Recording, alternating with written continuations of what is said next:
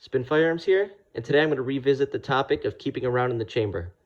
I made a video that got a ton of views and sparked a lot of debate about it, and I just want to touch on that one more time.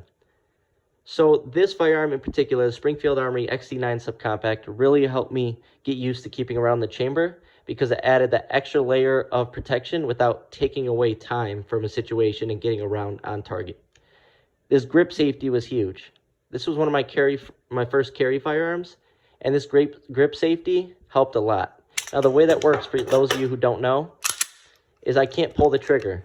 Obviously, there's a trigger safety on it, so nothing can snag the side of it. But also, if something were to snag this right here, or you messed up and pulled the trigger, nothing would happen. If something hit this, nothing would happen. You would have to be holding the firearm with a good grip for it to go off. And I've had zero issues with it. I can draw from concealment and have zero issues with a round ever going off. I just like the fact that this firearm added that extra protection that did not take any time away from getting a shot on target.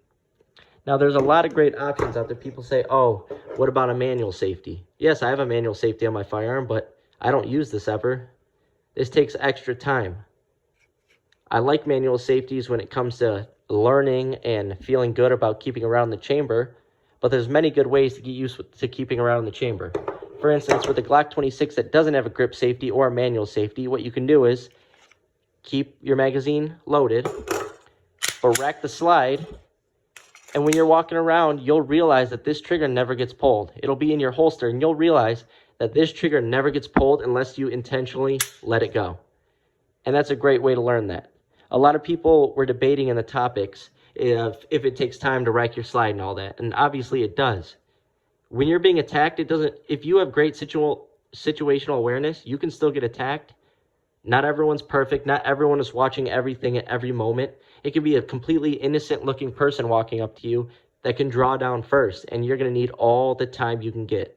If you guys watch Active Self-Protection, he's put out many videos about people who have a manual safety on or go to rack the slide when they're being attacked, and it costs them their life, or they end up in the hospital.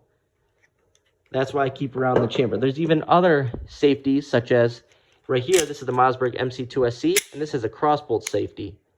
So this is a little harder to get used to if you're used to a manual flick-off safety. Right here, you got to press with your trigger finger. So as you go to draw, you're going to be pressing. The problem is if you forget. You have to train to get used to a safety. Now, when it comes to something like people saying, oh, well, every firearm has a trigger safety on it, so you don't have to worry about it snagging or accidentally being pulled. This firearm doesn't right here. This is a Bersa BP9cc. It is a 3-pound trigger pull and is one of the easiest triggers to pull in the world. Forgot you got to have a magazine in it. I mean, this trigger pull is so light. I would personally never carry this firearm, even though I know if it's in the holster, nothing's going to happen. But just if I were in some sort of fight or altercation, and when I go to draw, someone hits this or it does snag on something, it's going to go off. People kept saying, oh, it's not going to snag anything. Why would it snag anything if you have a good holster? Why would it get caught on anything? I'm not talking about when you're putting it in your holster, taking it out.